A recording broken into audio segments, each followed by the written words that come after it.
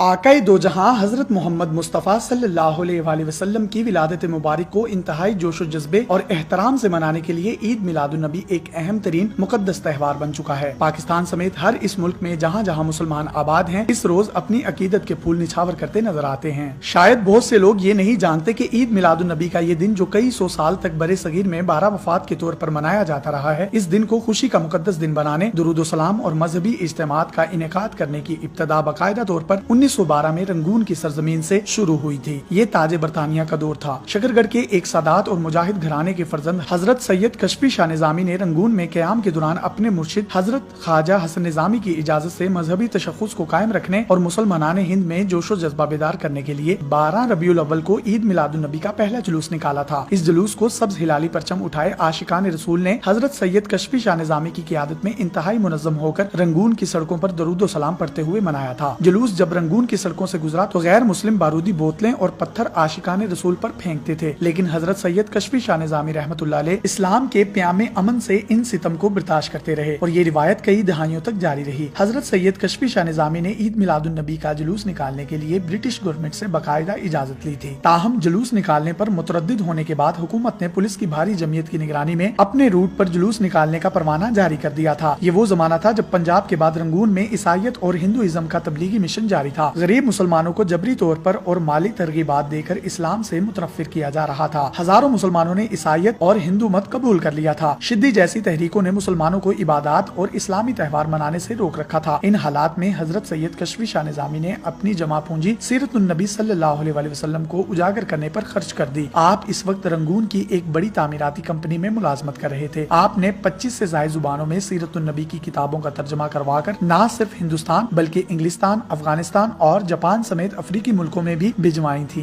अखबारात का इजरा करके मुसलमानों का मजहबी शऊर बेदार किया। मौलाना जफर अली, मौलाना मोहम्मद अली जोहर समेत तमाम अकाबिरीन मिल्लत उनकी खिदमात का इतराफ करते थे। हजरत सैयद कशफी शाह निजामी एक सच्चे और आशिक रसूल थे। आपने सीरतुन नबी पर काम करते हुए 12 रबीउल अव्वल के दिन को खराफात से पाक करके ईद मिलादुन नबी के नाम से शायान शान मनाने का आगाज किया। तो आपका दरअसल मकसद ये था कि रसूलुल्लाह सल्लल्लाहु अलैहि वसल्लम से इश्क को मुसलमानों के दिलों में बेदार कर दिया जाए, उनमें रूह मोहम्मदी बेदार की जाए, और वो अपने इस मकसद हयात में कामयाब हुए। हजरत सैयद कशफी शाह निजामी ने क़याम पाकिस्तान के बाद ईद मिलादुन नबी को सरकारी तौर पर मनाने की जिद्दोजहद की, जो आपके विसाल 1976 से पहले पूरी हो गई। आप साहिब कशफो जमाल बुजुर्ग थे। हजरत सैयद कशफी शाह निजामी के फर्जंद मारूफ कानूनदान सेनेटर SM जफर ने आपका मजार शरीफ चक काजियां शकरगढ़ में तामीर करवाया है।